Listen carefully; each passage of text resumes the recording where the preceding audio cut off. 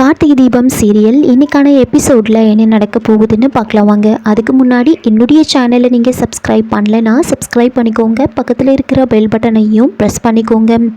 அபிராமி கார்த்திக் கிட்ட 4 பேர் 4 விதமாக பேசுகிறாங்க. எதுக்காக நீ இப்படியெல்லாம் பண்ணுறேன்னு கேட்க, அதுக்கு கார்த்திக் அம்மா 4 பேர் 4 விதமாக பேசுகிறாங்கன்றதுக்காக நம்ம வாழ்க்கையை நாம் வாழாமல் இருக்க முடியாதுமான்னு சொல்ல, உடனே அபிராமி ஜோசியை சொன்னதை யோசிச்சுக்கிட்டு சரிப்பா உனக்கு எது சரின்னு படுதோ அதையே பண்ணுன்னு சொல்கிறாங்க.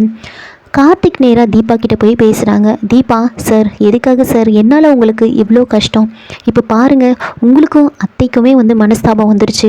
வேண்டாம் எனக்கு பாட்டே வேண்டான்னு சொல்ல, அதுக்கு கார்த்திக் இங்கே பாருங்கள், நீங்கள் இப்படி பேசணுன்றது தான் மற்றவங்களோட இன்டென்ஷன். இப்போ பாருங்கள், நீங்களே பாட்டு வேண்டான்னு சொல்லிட்டீங்க. உங்களை பாட விடாமல் பண்ணணுன்றதுக்காக தான் இதையெல்லாம் பண்ணிகிட்ருக்காங்க. தயவு செஞ்சு நீங்கள் அவங்களெல்லாம் விட்டுட்டு பாட்டில் மட்டும் கான்சன்ட்ரேட் பண்ணுங்கள். அவங்களெல்லாம் நான் பார்த்துக்கிறேன் அப்படின்னு சொல்லிட்டு ஒரு நிமிஷம் வெயிட் பண்ணுங்க அப்படின்னு போயிட்டு ஃபோட்டோ ஃப்ரேம் எடுத்துகிட்டு வந்து தீபா கிட்டே கொடுக்குறாங்க. இது என்னோட கிஃப்ட் அப்படின்னு சொல்லி கொடுக்க, தீபா அதை ஓப்பன் பண்ணி பார்த்து ரொம்ப சந்தோஷப்படுறாங்க. இது பிடிச்சிருக்கான்னு கேட்க, அப்போது தீபா சார் எனக்கு ரொம்ப பிடிச்சிருக்கு அப்படின்னு சொல்கிறாங்க. நீங்கள் ரொம்ப நாளாக நாம் 2 பேரும் சேர்ந்து இருக்கிற ஃபோட்டோ ஒன்று கூட இல்லைன்னு சொன்னீங்கல்ல, அதனால தான் இதை கொண்டு வந்தேன்னு சொல்கிறாங்க. எனக்கு ரொம்ப சந்தோஷமாக இருக்குது சார், இது எனக்கு பெரிய கிஃப்ட் அப்படின்னு சொல்லி கண் கலங்குறாங்க தீபா. கார்த்திக் சரிங்க அப்படின்னு சொல்லிட்டு அங்கேருந்து போயிடுறாங்க. இன்னொரு பக்கம் மாயா, ஐஸ்வர்யா, ரூபஸ்ரீ அவங்க பாட்டின்னு இவங்க 4 பேரும் தீபாவை எப்படி பாட விடாமல் பண்ணலான்னு பிளான் பண்ணிகிட்ருக்காங்க. நாம் போடுற பிளான் எல்லாமே சொதப்பிக்கிட்டே இருக்குது, என்ன தான் பண்ணுறது அப்படின்னு யோசிச்சுட்ருக்கேன். அப்போ மாயா என்கிட்ட ஒரு வழி இருக்குது அப்படின்னு ஒரு கெமிக்கலை எடுத்து காமிச்சு, இந்த கெமிக்கலை தீபா குடிக்கிற ஏதாவது மிக்ஸ்லேயோ ட்ரிங்க்லேயோ கலந்து கொடுத்துட்டோன்னா அவளுக்கு வாந்தி மயக்கம்னு வரும், அவளால் பாடவே முடியாது. இதை நாம் 3 பேராலும் பண்ண முடியாது, இதை ஐஸ்வர்யா தான் பண்ணணும்னு சொல்கிறாங்க. ஐஸ்வர்யாவும் அதை வாங்கிக்கிட்டு வீட்டுக்கு வந்திருப்பாங்க.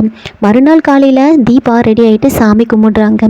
இன்றைக்கி என்னோட கனவு நிறைவேற போகுது. இவ்வளோ நாள் நான் திரைக்கு பின்னாடி பாடிட்டு இருந்தேன், இப்போது எல்லார் முன்னாடியும் நான் பாட போகிறேன். இது என்னோட கனவு மட்டும் கிடையாது, அம்மா அப்பான்னு இப்படி எல்லாரோட கனவும் கூட. கார்த்திக் சார் எனக்காக நிறைய கஷ்டப்பட்டு இதை பண்ணியிருக்காரு. அவரோட நல்ல மனசுக்காக இன்றைக்கி எந்த பிரச்சனையும் இல்லாமல் நான் நல்லபடியாக பாடணும்னு வேண்டிக்கிறாங்க.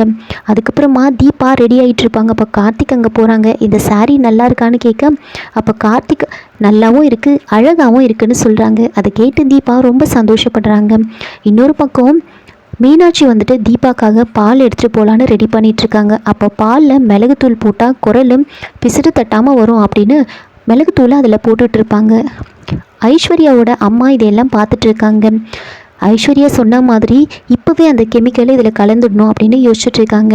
மீனாட்சியாக அபிராமி கூப்பிட்டதுனால மீனாட்சி அங்கேருந்து போன உடனே ஐஸ்வர்யாவோட அம்மா அந்த கெமிக்கலை அந்த பாலில் கலந்துருவாங்க.